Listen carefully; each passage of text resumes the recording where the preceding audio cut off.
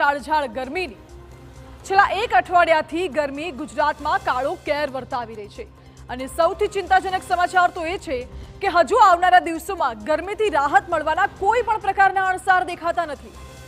હવામાન વિભાગ દ્વારા આગાહી કરવામાં આવી છે કે હજુ આવનારા 4 દિવસ સુધી હીટ વેવનો સામનો કરવો પડી શકે છે। ગરમીને લઈને રાજ્યના 20 જિલ્લાઓમાં ઓરેન્જ એલર્ટ જાહેર કરવામાં આવ્યું છે, તો બીજી તરફ અમદાવાદ ગાંધીનગરમાં 48 કલાક માટે રેડ એલર્ટ આપવામાં આવ્યું છે। અમદાવાદ અને ગાંધીનગરમાં તાપમાનનો પારો 45 થી 46 ડિગ્રી વચ્ચે રહેવાની શક્યતા વ્યક્ત કરવામાં આવી છે। अहमदाबाद और गांधीनगर के लिए आज और कल के लिए रेड अलर्ट है और ऑरेंज अलर्ट के लिए जो आने वाले 4 दिनों के लिए जहां पे हीट वेव की वार्निंग दी गई है वो डिस्ट्रिक्ट है गुजरात रीजन के आनंद, बनासकांठा, साबरकांठा, पाटन, महसाना, सूरत, वलसाड़, बड़ोदरा, खेड़ा, अरावली, छोटा उदयपुर और पंचमहल। और सौराष्ट्र रीजन के जो ज़िले हैं जहां पे आने वाले 4 दिनों के लिए हीट वेव वार्निंग के लिए ऑरेंज अलर्ट दिया गया है वो डिस्ट्रिक्ट है मोरबी, सुरेंद्रनगर, राजकोट, बोटाड, अमरेली, भावनगर, जूनागढ़ और कच्छ है। तो सांभळी आपे हवामान विभागनी आगाही। आपने जणावी दઈએ કે ક્યાં ક્યાં ગરમીનું ઓરેન્જ એલર્ટ જાહેર કરવામાં આવ્યું છે। તો પહેલા સાંભળો, આણંદ, ખેડા, બનાસકાંઠા, પાટણ, મહેસાણા, સાબરકાંઠા, અરવલ્લી, સુરત, વલસાડ, વડોદરા, છોટાઉદેપુર અને પંચમહાલમાં ઓરેન્જ એલર્ટ છે।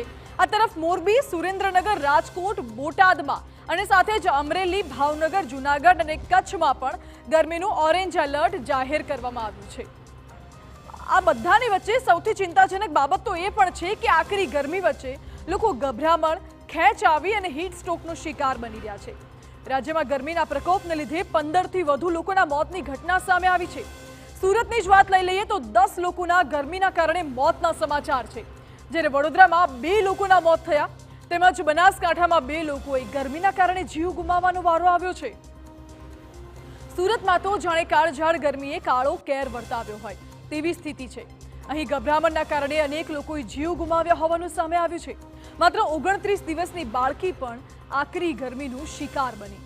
પાંડેસરાના વડોદ ગામની બાળકી શરીરમાં પાણીની માત્રા ઓછી થતા ડાયરિયાનો શિકાર બની હતી। બાળકીના મોતને લીધે પરિવારમાં આક્રંદ છવાઈ ગયું છે।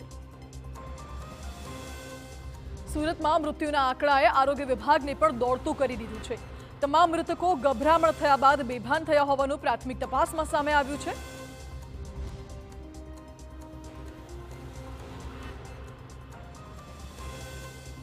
જે ભિક્ષુક હતા અને એક વ્યક્તિ જે ફૂટપાથ ઉપર હતા તેઓને બ્રોડ ડેડ સિવિલ અને સ્મીમેરમાં લાવવામાં આવ્યા હતા અને ત્યાં તેઓને મૃત્યુ થયેલું જાહેર કરવામાં આવ્યું હતું અને સાથે સાથે તેમનું પીએમ કરાવવામાં આવ્યું હતું। અને મૃત્યુનું કારણ અન્ય વ્યક્તિઓની અંદર હાર્ટ ડિસીઝ છે અથવા ફીવર છે અથવા ક્રોનિક આલ્કોહોલિક છે, એ પ્રકારના કારણો પણ અન્ય વ્યક્તિમાં જાણવામાં આવ્યા છે। મહત્વનું છે કે ગરમી સતત વધી રહી છે, ત્યારે લોકોને તેમાંથી રાહત મળે તે માટે અનોખા પ્રયાસ પણ કરવામાં આવી રહ્યા છે। એક તરફ અંગ દઝાડતી ગરમી વચ્ચે સુરતીઓનો જુગાડ પણ સામે આવ્યો। ગરમીમાં પણ લોકો ચા પીતા રહે તે માટે ચાની દુકાન પર ફુવારાની વ્યવસ્થા કરવામાં આવી, જ્યારે બીજી તરફ સુરતના વિવિધ ટ્રાફિક પોઈન્ટ પર મંડપો બાંધવામાં આવ્યા છે।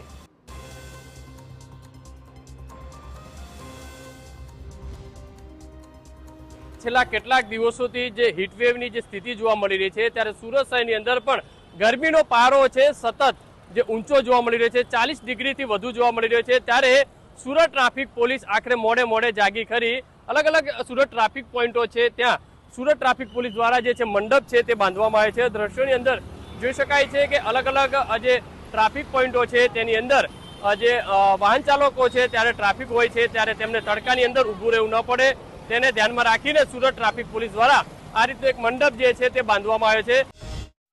જો કે આકરી ગરમી વચ્ચે આવા નુસ્ખા કેટલા કારગર સાબિત થાય છે તે પણ મોટો સવાલ છે। એટલે કે હાલ તો સતર્કતામાં જ લોકો માટે સલામતી છે।